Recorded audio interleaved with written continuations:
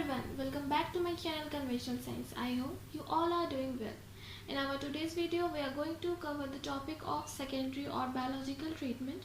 In our previous videos, we completed the topic of preliminary primary wastewater treatment, and now we are going to study about secondary or biological treatment. Then let's get started. तो अब हम देखते हैं secondary treatment, जिसको हम biological treatment भी कहते हैं. इसमें क्या कहते हैं ना, माइक्रो ऑर्गेनिज्म का यूज़ करते हैं और इसी वजह से सेकेंडरी ट्रीटमेंट को बायोलॉजिकल ट्रीटमेंट भी कहते हैं. This treatment of sewage is required for the removal of dissolve and fine colloidal organic matter. इस प्रोसेस में क्या होता है ना, जो भी डिजॉल्व और फाइन कोलैडल ऑर्गेनिक मैटर रहते हैं ना, उनके रिमूवल के लिए हम इस टेक्निक का यूज़ करते हैं.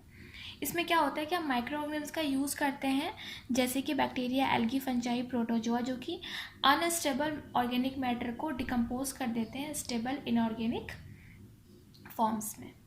ठीक है, उसके बाद आप देखते हो कि किस तरह से इसकी प्रोसेस हो रही है. ठीक है, सबसे पहले आपको आता है ना कि इसमें अब देखो, जो भी पार्टिकल्स है वो दो तरह के रहते हैं. या तो वो सॉल्यूशन में मिले हुए हों, ठीक है, पूरी तरह से सेटल डाउन हो, और या तो वो सस्पेंडेड हो. या तो सेटल डाउन हो सॉल्यूशन में या फिर सस्पेंडेड हो. अब जो सस्पेंडेड पार्टिकल्स है उनके रिमूवल के लिए अलग टेक्निक है, जो कि सॉल्यूशन में है उनके रिमूवल के लिए अलग टेक्निक है. तो अगर जो सस्पेंडेड पार्टिकल्स की अगर हम बात करते हैं, तो सस्पेंडेड पार्टिकल्स के रिमूवल के लिए ना 4 डिफरेंट प्रोसेस हैं. Activated sludge process, aerated lagoon process, sequences batch reactor process और एरोबिक डाइजेशन प्रोसेस. यहाँ पे इन चारों में ना जो सबसे इंपॉर्टेंट है ना, वो है आपको एक्टिवेटेड स्लज प्रोसेस. तो सबसे पहले हम देखते हैं एक्टिवेटेड स्लज प्रोसेस. तो ये जो प्रोसेस है ना, ये सबसे पहले इंग्लैंड में डेवलप्ड हुई थी इन द ईयर 1914, और अभी तक ये सबसे ज़्यादा यूज़ होने वाली मॉडर्न प्रोसेस है for the biological treatment of sewage. ठीक है, इस ट्रीटमेंट में क्या होता है ना कि सबसे पहले हम ऑर्गेनिक मैटर को मिला देते हैं माइक्रो ऑर्गेनिज्म से, और एक मिक्सचर तैयार होता है, मिक्स लीकर जिसको बोलते हैं, जिसको हम एरेशन टैंक में डालते हैं. एरेशन टैंक में क्या होता है ना, इस मिक्सचर पे एयर दिया जाता है, उनको एरेट किया जाता है. तो अंडर एरोबिक कंडीशन, मतलब in presence of oxygen supply, जो माइक्रो ऑर्गेनिज्म हैं वो मेटाबोलाइज करने लगते हैं सॉल्युबल और सस्पेंडेड ऑर्गेनिक मैटर को.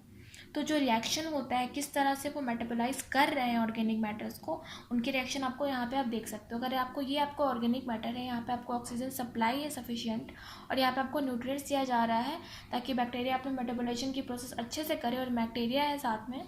तो फिर क्या होता है, बैक्टीरिया क्या करते हैं अपने मेटाबॉलिक प्रोसेस के दौरान ऑर्गेनिक मैटर को CO2 में और अदर प्रोडक्ट्स में कन्वर्ट कर देते हैं. तो यहाँ पे क्या होता है ना कि इस प्रोसेस में क्या होता है ना कि कुछ जो पार्ट है ना ऑर्गेनिक मैटर का, तो वो तो कुछ तो ऑक्सीडाइज हो जाते हैं CO2 में, और कुछ पार्ट जो है ना उनको यूटिलाइजेशन हो जाता है नए बैक्टीरियल सेल्स बनाने के लिए. तो वो जो नए बैक्टीरियल सेल्स है ना, उनको हम स्लज कहते हैं, जो कि ऑर्गेनिक मैटर से जब अलग हो जाते हैं ना, तो उनको वो एक्टिवेटेड स्लज बन जाते हैं, जिनको हम अलग सेपरेट कर देते हैं. फिर ना एक्टिवेटेड स्लज को हम वापस एरेशन टैंक में डालते हैं, और फिर ये प्रोसेस चलती जाती है जब तक हमें एक excess amount of activated sludge ना मिल जाए. और फिर उस अमाउंट ऑफ एक्टिवेटेड स्लज को हम as a seed, as a inoculum use करते हैं for multiplying the number of micro organism, क्योंकि सबसे ज़्यादा अगर जो यूज़ हो रहा है ना, वो माइक्रो ऑर्गेनिज्म का ही यूज़ हो रहा है इस प्रोसेस में. ठीक है, और जो जैसे कि जो इनोकुलम में जितना अमाउंट यूज़ हो गया वो यूज़ हो गया, और जो बाकी का अमाउंट बचता है स्लज का, एक्टिवेटेड स्लज का, उसका हम यूज़ करते हैं इन फर्टिलाइजेशन, मतलब उनको एज अ फर्टिलाइज़र यूज़ कर लेते हैं.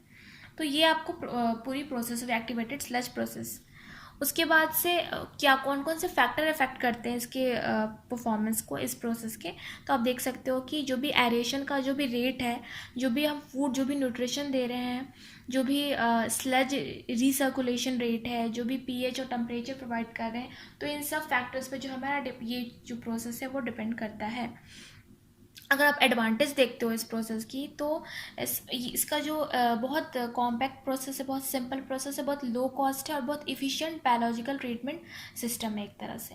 और ना इसमें लगभग आपको 95% ऑफ सस्पेंडेड सॉलिड पार्टिकल जो है वो आराम से रिमूव्ड हो जाता है. अगर आप इसके डिसएडवांटेज देखते हो, तो ना कभी कभी जो है स्लज का अमाउंट इतना ज़्यादा प्रोड्यूस हो जाता है ना कि उसको मैनेज करना बहुत दिक्कत हो जाता है. जैसे कि मैंने आपको बताया कि जो एक्सेसिव स्लज होते हैं, कुछ का तो हमने यूज़ कर लिया एज ए इनोकुलम, और जो एक्टिवेटेड स्लज जो एक्सेस हो जाते हैं, जो बच जाते हैं, उनको हम एज ए फर्टिलाइजर यूज़ कर लेते हैं। लेकिन ये कभी कभी क्या होता है कि इतना एक्सेस अमाउंट में आपको स्लज का फॉर्मेशन हो जाता है ना कि उसको मैनेज करना एक बहुत टफ टास्क बन जाता है। तो ये इसका वन एंड ओनली डिसएडवांटेज है। तो यहाँ पे आपको एक्टिवेटेड स्लज प्रोसेस खत्म हो, यहाँ पे ना आप उसका एक डायग्रामेटिकली व्यू देख सकते हो कि आपको यहाँ पे इन्फ्लुएंट दिया गया।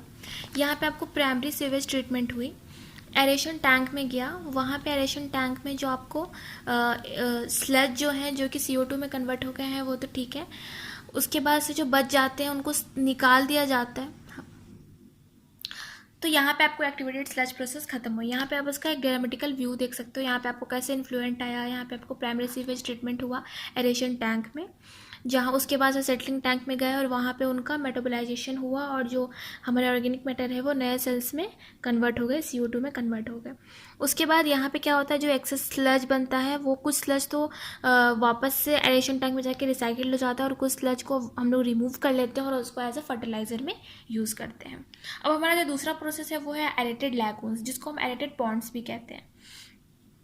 इसमें क्या होता है ना कि सरफेस पे इसके ना कुछ एरेटस लगे रहते हैं ताकि जो भी माइक्रो ऑर्गेनिज्म का जो डिकम्पोजिशन प्रोसेस हो रहा है माइक्रो ऑर्गेनिज्म के थ्रू ऑर्गेनिक मैटर्स का, उससे जो गंदे ऑर्डर्स निकल रहे हैं उनको ओवरकम करने के लिए सरफेस पे इनके एडिटर लगे रहते हैं। तो ना इनका जो प्रिंसिपल है, इनका जो वर्क करने का प्रोसीजर है ना, वो बिल्कुल सेम है एक्टिवेटेड स्लज प्रोसेस के। The main difference is that कि ना जो सरफेस एरिया है ना वो ये एडिटेड लैगून में ज़्यादा होता है as compare to activated sludge process. और सबसे ज़्यादा दूसरी बात ये है कि ये बहुत ज़्यादा ससेप्टेबल भी है टेम्परेचर इफेक्ट्स के, मतलब ये बहुत ज़्यादा सेंसिटिव है टेम्परेचर रेगुलेशन के। उसके बाद ये नाइट्रिफिकेशन की प्रोसेस भी करवाता है, मतलब कि नाइट्रिफिकेशन मतलब कि अमोनिया को जब NO2 और Na3 में कन्वर्ट करते हैं तो वो प्रोसेस हमारा नाइट्रिफिकेशन है।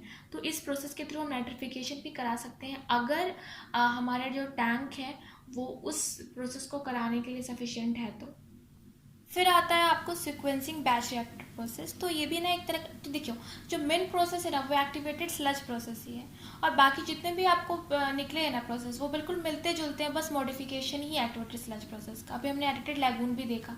तो ये जो सीक्वेंसिंग बैच रिएक्टर प्रोसेस है ना ये भी मॉडिफिकेशन है एक्टिवेटेड स्लज प्रोसेस का। The only major difference is that कि यहाँ जो एक्टिवेटेड स्लज प्रोसेस था उसमें जो सेडिमेंटेशन की प्रोसेस और जो एरेशन की प्रोसेस थी ना वो अलग अलग टैंक में हो रही थी, एरेशन टैंक और सेटलिंग टैंक, ठीक है।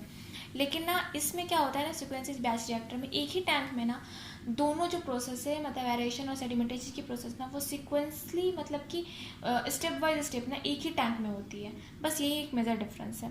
तो इसलिए ना कभी कभी ना इस प्रोसेस को ना मतलब ये जो सीक्वेंसिंग बैच रिएक्टर प्रोसेस है ना इसको कभी कभी fill and draw activated sludge process भी कहते हैं।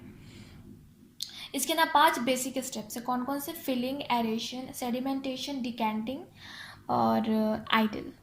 तो ना इसको आप एक ड्रामेटिकल व्यू से यहाँ पे देख सकते हो। तो यहाँ पे ना आप एक ड्रामेटिकल व्यू देख सकते हो ये सीक्वेंसिंग बैच रिएक्टर प्रोसेस की, कि सबसे पहले फिलिंग हुई आपको, यहाँ पे आपको सस्पेंडेड पार्टिकल्स हैं, फिर आपको यहाँ पे एरेशन दिया गया, फिर माइक्रो ऑर्गेनिज्म के थ्रू उनका डिकम्पोजिशन हुआ और कुछ सेडिमेंटेशन हो गया और जो प्योर वाटर है उनका इन्फ्लुएंट रिमूवल हुआ। यहाँ पे इस प्रोसेस को डिस्केंटिंग कहते हैं, मतलब कि किसी भी कंटेनर से वाटर का एक कंटेनर से दूसरे कंटेनर में जो रिमूवल होता है वाटर का उसको डिकेंटिंग कहते हैं। उसके बाद से क्या होता है कि आइडल मतलब कि वैसा चीज़ जिसका अभी कोई यूज़ नहीं है, या तो उसको फर्टिलाइज़र में यूज़ कर देते हैं या फिर हम उसको किसी और चीज़ में यूज़ कर सकते हैं, मतलब वैसा वेस्ट पार्टिकल जिसका मतलब कोई यूज़ नहीं है, मतलब प्योर वाटर तो निकल गया, जो बाकी जो हमारी आइडल मतलब जो गंदगी बच गई वो है। तो ये आपको पूरा डायमेटिकल व्यू था सीक्वेंसिंग बैच रिएक्टर मेथड का। अब आपको लास्ट आता है एरोबिक डाइजेशन। तो जो organic sludge produce from various treatment process like activated sludge treatment, इनको ना हम एरोबिक डाइजेशन प्रोसेस में सब्जेक्ट करते हैं और फिर हम उनको एरोबिक डाइजेस्टर। उसके बाद आपको एरोबिक डाइजेशन मतलब यहाँ पे जो यहाँ पे एक्टिवेटेड स्लज जो फॉर्मेशन होती है ना एरोबिक, तो उसके बाद आता है आपको एक्टिवेटेड डाइजेशन। इसमें क्या होता है ना कि जो भी आपको ऑर्गेनिक स्लज जो बनते हैं ना एक्टिवेटेड स्लज प्रोसेस में जो बना आपको ऑर्गेनिक स्लज उनका हम यूज़ करते हैं ना, उनको हम सब्जेक्ट करते हैं इन एरोबिक डाइजेस्टर्स में। और फिर ये ना वर्क करता है। अब ये किस तरह से वर्क करते हैं ना, ये हम आगे पढ़ेंगे, क्योंकि जो हमारा स्लज है वो एक तरह से एक सॉलिड है। अब हम यहाँ पे क्या कर रहे हैं, एक सॉलिड का ट्रीटमेंट कर रहे हैं एक तरह से। तो ये ना हमारा सॉलिड वेस्ट मैनेजमेंट में आया। तो इस प्रोसेस को ना हम सॉलिड वेस्ट मैनेजमेंट में पढ़ेंगे। अब हमारा जो टॉपिक है वो है growth treatment process for attached particles. मतलब अभी तक जो हमने पढ़ा एरेटेड लैगून्स और ये सब जो पढ़ा, ये सब क्या थे, उन पार्टिकल्स के रिमूवल के लिए थे जो कि जो हमारा वेस्ट वाटर है उसमें सस्पेंडेड है। पर अभी जो हम पढ़ने वाले हैं वो है कि जो वो पार्टिकल्स जो कि हमारे वेस्ट वाटर में सॉल्युबल हैं उनको रिमूवल कैसे करेंगे। उसके लिए यहाँ पे लगभग 5 प्रोसेसेस दिए गए हैं, जिसमें से जो हमारे लिए इम्पॉर्टेंट है वो है आपको ट्रिकलिंग फिल्टर्स और packed bed reactors. Packed bed reactors के बारे में मैं पहले भी पढ़ चुकी हूँ। मैंने जब आपको फर्मेंटर पढ़ाया था, फर्मेंटेशन की जो सीरीज़ बनाई थी उसमें टाइप्स ऑफ फर्मेंटर में मैंने आपको पैक्ड बेड के बारे में बताया था। हम इसलिए हम उसका थोड़ा सा पोर्शन ही कवर करेंगे। हमारे लिए जो भी इम्पॉर्टेंट है वो है ट्रिकलिंग फिल्टर्स। ठीक है, सबसे पहले स्टार्ट करते हैं ट्रिकलिंग फिल्टर्स से। तो जो ट्रिकलिंग फिल्टर्स होते हैं इनको कॉमनली हम परकोलेटिंग और स्प्रिंकलिंग फिल्टर्स भी कहते हैं। इनका ज़्यादातर यूज़ जो है वो इंडस्ट्रियल वेस्ट वाटर और डोमेस्टिक स्वेज के ट्रीटमेंट के लिए किया जाता है। ठीक है, इनको हम फिल्टर्स नहीं कहते हैं, एक्चुअली ये फिल्टर्स नहीं है। एक्चुअली क्या करते हैं, ये ऑक्सीडेशन करवा देते हैं ऑर्गेनिक जो भी मैटर प्रेजेंट रहता है हमारे वेस्ट वाटर में, इसलिए इसको हम बोलते हैं ऑक्सीडेशन यूनिट्स। इनको हम फिल्टर्स नहीं बोल के। ठीक है, यहाँ पे आपको एक डायमेट्रिकल व्यू दिखाया गया है स्प्रिंकलिंग फिल्टर्स का, जिसको हम ट्रिकलिंग फिल्टर्स भी कह रहे हैं। तो यहाँ पे आप देख रहे हो कि आपको यहाँ पे एक टब लाइक स्ट्रक्चर है, उसके अंदर आपको यहाँ पे आप देख रहे हो कि पोरस बेड है, आपको बायोलॉजिकल फिल्म है, सूएज ट्रिकलिंग डाउन है। तो ये सब जो है आपको समझ में नहीं आएगा अभी, क्योंकि अभी आपने इसको पढ़ा नहीं है। तो आप बस डायग्राम पे अपना कंसंट्रेशन रखिए, जैसे जैसे मैं आपको बताती जाऊंगी आप आराम से उसमें से देखते रहिएगा। ठीक है, तो सबसे पहले क्या होता है, एक जो टब लाइक स्ट्रक्चर आप देख रहे हो उसके अंदर एक पोरस हार्ड और कोर्स मटेरियल को फीड किया जाता है। पोरस मटेरियल इसलिए क्योंकि उसके अंदर छोटे छोटे पोर्स होते हैं। उसके बाद से इस पोरस सब्सटेंस के ऊपर हम सूएज डालते हैं, उन सूएज में जिसमें कि पहले से बैक्टीरियाज हैं। हम खाद जिसको बोलते हैं ना, हम खाद को डालते हैं यहाँ पे। कुछ दिनों बाद क्या हम देखते हैं कि मॉइस्चर के प्रेजेंस में क्या होते हैं, जो भी खाद होता है जिसमें बैक्टीरियाज रहते हैं वो क्या करते हैं, ग्रो करने लगते हैं और एक फिल्म बना लेते हैं, जिसको मतलब एक लेयर बना लेते हैं, जिसको हम बायोलॉजिकल फिल्म और माइक्रोबियल स्लाइम बोल रहे हैं। ठीक है, तो ये सबसे पहले हमने क्या किया कि पोरस सब्सटेंस लिया, उसके ऊपर हमने अपना सूएज जिसमें कि बैक्टीरिया की हाई कॉन्सेंट्रेशन है उसको डाला, और कुछ दिनों बाद हमने देखा कि मल्टीप्लिकेशन के थ्रू क्या है, बैक्टीरियाज ने क्या किया है, एक माइक्रोबियल फिल्म बना लिया है। ठीक है, ये पूरी कहानी जो है ये लगभग 2 वीक्स में होती है, ये फिल्म बनने की जो प्रोसेस है। जो माइक्रोबियल फिल्म है और जो बायोलॉजिकल फिल्म है और जो माइक्रोबियल स्लाइम है उसकी जो आइडियल थिकनेस होनी चाहिए ना, वो 70 से 100 माइक्रोमीटर होनी चाहिए। कभी कभी क्या होता है कि 0.1 से 2 मिलीमीटर तक भी हो जाती है ये। ठीक है, जैसे ही उसकी थिकनेस वहाँ तक होती है हम क्या करते हैं, वाटर को जो भी हमारा वेस्ट वाटर है जिसकी हमें ट्रीटमेंट करानी है उसको हम स्प्रिंकल करते हैं। मतलब उसको ऐसे जैसे झरने जैसे सिस्टम है ना, उसको ऐसे करके गिराते हैं, स्प्रिंकल करते हैं वाटर को, जो भी हमारा वेस्ट वाटर, जो भी हमारा इन्फ्लुएंट है। तो जब वाटर क्या होता है, स्प्रिंकल होता है, तो सबसे पहले वो बायोलॉजिकल फिल्म पे पड़ता है, उसके बाद से वो धीरे धीरे अंदर जाता है। तो जैसे ही वाटर जो है स्प्रिंकल होके, जो भी हमारा वेस्ट वाटर है स्प्रिंकल होके जब पहुंचता है हमारे बायोलॉजिकल फिल्म के पास, तो क्या होता है, बायोलॉजिकल फिल्म में जो भी बैक्टीरियाज प्रेजेंट है वो क्या करते हैं, वेस्ट वाटर में जो भी हमारा ऑर्गेनिक मैटर है उसका डिकम्पोजिशन स्टार्ट कर देते हैं। और क्या करते हैं, जो भी ऑर्गेनिक मैटर्स प्रेजेंट है हमारे वेस्ट वाटर में, बायोलॉजिकल फिल्म के अंदर जो बैक्टीरियाज है वो क्या करते हैं, उनका ऑक्सीडेशन कर देते हैं CO2 में और NO2 में, मेटाबोलाइजेशन प्रोसेस के थ्रू। तो इस तरह से क्या होता है कि जो भी हमारा ऑर्गेनिक मैटर प्रेजेंट है वो हमारा सिंपलेस्ट फॉर्म में कन्वर्ट हो जाता है, मतलब CO2 और NO2 में कन्वर्ट हो जाता है। जो भी ये बायोलॉजिकल फिल्म बनाने वाले जो बैक्टीरियाज हैं जनरली उनको हम ज़्यादा उनके अगर हम नाम देखते हैं तो आपको अब स्यूडोमोनास, फ्लैवोबैक्टीरिया, रेला, यूटोथ्रिक्स, तो ये सब जो है बैक्टीरियाज जो हैं जिनके मैंने अभी नाम लिए, ये ज़्यादातर बायोफिल्म बनाने में इन्हीं के बैक्टीरियाज का हम यूज़ करते हैं बायोफिल्म के प्रोडक्शन के लिए, ठीक है। अब है कि क्या होता है कि कभी कभी जो है अगर हम उनको ऐसे ही छोड़ देना तो कभी कभी क्या होता है बायोफिल्म जो है बहुत ज़्यादा बढ़ जाता है टाइम के साथ, और फिर उनको क्या करते हैं हम उनको निकाल लेते हैं बायोफिल्म को, और फिर हम उसको ऐसे खाद और फर्टिलाइज़र यूज़ करते हैं, ठीक है। इस तरह के ट्रिकलिंग फिल्टर्स का ज़्यादातर यूज़ ना हम फार्मास्यूटिकल इंडस्ट्रीज़ और पेपर मिल्स और मिल्क इंडस्ट्रीज़ के जो वेस्ट निकलते हैं ना उनके ट्रीटमेंट के लिए हम ज़्यादातर इस टेक्निक का यूज़ करते हैं। फिर आता है आपको जो दूसरा है पैक्ड बेड रिएक्टर्स, जिसको हम फ्लूइडाइज्ड बेड रिएक्टर्स भी कहते हैं, जिसके बारे में आप पहले पढ़ चुके हैं। फिर आता है आपको पैक्ड बेड रिएक्टर, जिसको हम फ्लूइडाइज्ड बेड रिएक्टर्स भी कहते हैं, जिसके बारे में आप पढ़ चुके हो मेरे प्रीवियस वीडियोस में। अब उसकी जो स्ट्रक्चर होती है ना वो कुछ इस तरह से दिखती है, ठीक है। यहाँ पे हम क्या करते हैं कि जो रिएक्टर है उसके अंदर हम मीडियम डालते हैं जो कि पोरस मटेरियल होता है, और उसमें जो क्या होता है मतलब उसके अंदर ऑलरेडी माइक्रो ऑर्गेनिज्म प्रेजेंट रहते हैं, जो कि क्या कहते हैं कुछ दिनों बाद क्या है बायोफिल्म्स का प्रोडक्शन कर देते हैं। यहाँ पर भी सेम प्रोसेस हो रही है जो कि ट्रिकलिंग फिल्टर्स के साथ होती है। उसके बाद से जब हम अपना इन्फ्लुएंट जो भी हमारा वेस्ट वाटर है जब डालते हैं तो जब वाटर यहाँ से मूव करके नीचे आता है तो जो बायोफिल्म से उसकी कांटेक्ट होती है, तो जो बायोफिल्म में जो बैक्टीरियाज प्रेजेंट है वो इस वाटर के में प्रेजेंट ऑर्गेनिक मैटर का डिकम्पोजिशन करा देता है, और इसको जो भी प्योर वाटर है वो यहाँ से निकल जाता है। ये सब एयर के प्रेजेंट में होता है, इसलिए इसको ये हमारा एरोबिक ग्रोथ ट्रीटमेंट प्रोसेस में आया, ठीक है। इसका सिर्फ एक ही एडवांटेज है ट्रिकलिंग फिल्टर के ऊपर, that the main advantage with packed bed reactor is that they have high surface area of biofilms for unit of reactor, ठीक है।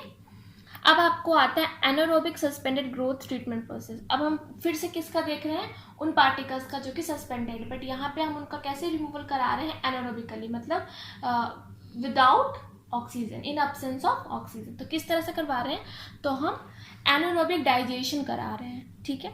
यहाँ पे आपको एक डायग्रामेटिकल व्यू दिया गया है कि किस तरह से ये प्रोसेस हो रही है। तो आपको पता है कि जो भी हमारे ऑर्गेनिक मटेरियल्स हैं वो मेनली किस तरह के एलिमेंट्स और कंपाउंड्स के मिक्सचर होते हैं। कौन कौन से उसमें आपको कंपाउंड्स पाए जा सकते हैं, आप प्रोटीन्स पाए जा सकते हैं, कार्बोहाइड्रेट्स पाए जा सकते हैं, आपको लिपिड्स हो सकता है, या फिर न्यूक्लिक एसिड्स होता है।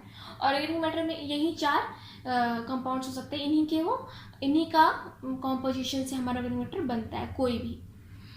तो पहले जो है एनारोबिक डाइजेशन की जो प्रोसेस है वो ना उसमें आपको 3 बेसिक स्टेप्स होते हैं। कौन कौन से, हाइड्रोलिसिस, एसिडोजिनेसिस और मिथेनोजिनेसिस, ठीक है। सबसे पहले आपको हाइड्रोलिसिस की प्रोसेस हुई, तो ये जो आपको कंपोनेंट्स होते हैं ऑर्गेनिक मैटर के वो क्या करते हैं, हाइड्रोलिसिस के प्रोसेस में क्या होता है उनका वो अपने सिंपलेस्ट यूनिट में टूट जाते हैं, मतलब अपने मोनोमर में टूट जाते हैं। जैसे कि प्रोटीन अमीनो एसिड्स में टूट गया, कार्बोहाइड्रेट मोनोसैकराइड्स में हो गया, लिपिड फैटी एसिड में टूट गया, न्यूक्लिक एसिड प्रोटीन्स और पैरामिडीन्स में टूट गया।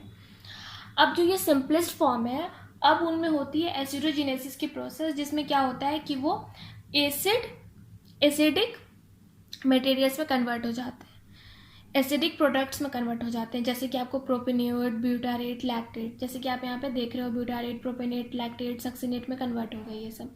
अब क्या होता है कि ये इनको हम एक रिएक्टर में रखते हैं और फिर उनमें मिथाजिनोसिस की प्रोसेस होती है, जिसमें क्या होता है ये सारे जो इंटरमीडिएट्स हमारे बने हैं वो क्या कहते हैं, वो मिथानॉल और CO2 में कन्वर्ट हो जाते हैं, और हम इनका फिर यूज़ करते हैं अपने, जैसे कि आपको मिथानॉल पता है कि ड्रिंक में हम यूज़ कर सकते हैं, और CO2 को फिर हम अपना किसी अच्छे चीज़ में यूज़ कर लेते हैं, रिमूवल हो जाता है CO2 का। तो इस तरह से जो हमारा वाटर है वो बिल्कुल प्योर हो जाता है।